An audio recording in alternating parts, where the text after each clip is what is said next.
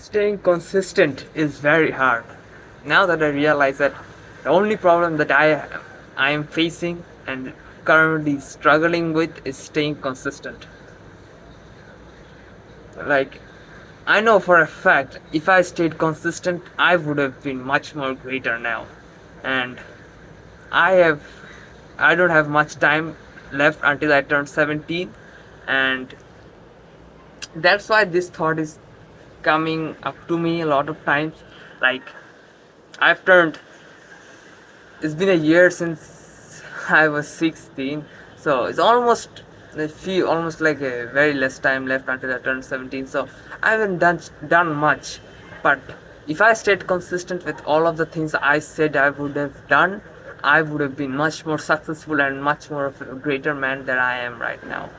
So yeah, that is basically what I'm talking about. But recently, I'm not gonna say that I've become a working machine who never quits, but in the past few months I have became more consistent, at least comparably more consistent. My past self won't be able to do the things that I'm able to do now consistently. So yeah, one thing that I learned on how to be consistent is to remove distractions. And I know you probably have heard this a lot of times already, but it's true. Like, in the past few months, I have completely cut down my phone usage. I only use it at night, like after 11 p.m. and my excuse for that is like I have to socialize, which is true, man. I'm still not gonna say that it's not true, but it's kind of like my relaxing time, but it's not actually really relaxing because I'm actually overstimulating my brain at that point. But yeah, it's kind of like my cheat time or fun time or socializing time. At least that's what I say to myself. Yeah, so, and that has actually helped. Like, um, until a few months ago, I never truly stayed consistent with my working out routines. So it was like I worked out today and like for a week straight, then I quit for like 2 to 3 weeks, and then I start working out again for a week, again quit, and this cycle keeps continuing. So yeah, that's basically it. But now that I've cut down my distractions, I have stayed more consistent. I actually work out. It's been, I think, a month that I haven't quit.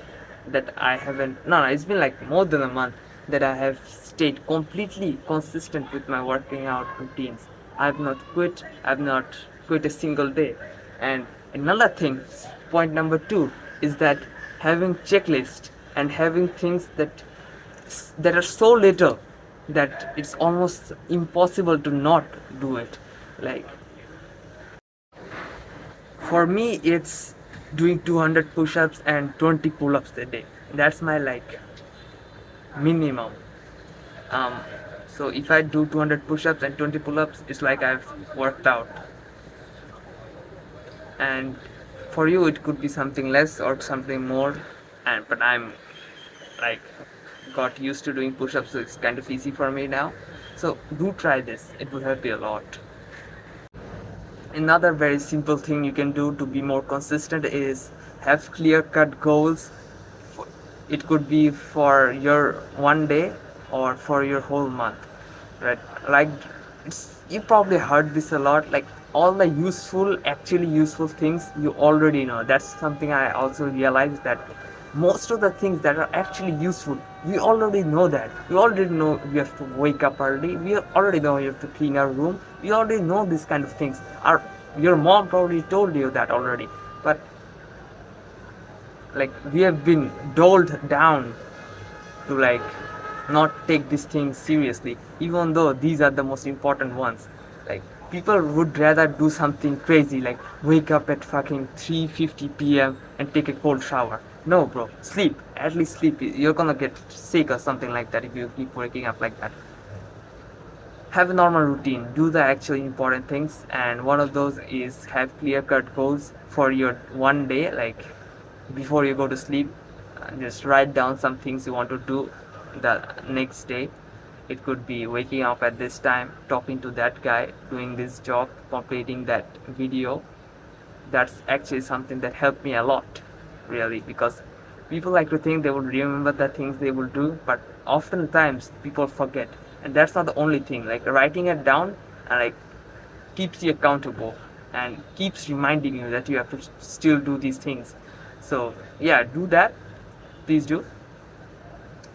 And yeah, also have clear cut goals for your whole month. Like another thing to keep in mind is don't overestimate what you can do in 1 month. Like I have done that, and that will kind of make you sad. I mean, I'm not limiting you. Do whatever you think. Like if you think you can build a rocket in a month, please do. But actually have some good goals that you actually think you can accomplish, because if you write down something crazy and you can't do that, yeah, like if you write down you have to build a rocket in a 1 month, yeah, and so you'll become actually lazy. I've noticed this as well. When I write down like something very hard to do, like 1000 push-ups in 1 day and then 500 sit-ups, I don't even do 100. Like I wrote down 1000 push-ups to do, I didn't even do 100 because it was too much.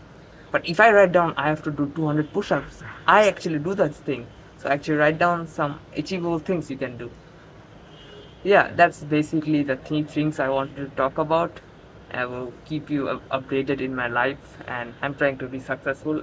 Like you guys, I'm still human. I still do make mistakes. I'm not some perfect guy. As I said, I make mistakes very often. I have my own mentors. I learned these things from those guys. So yeah, peace out.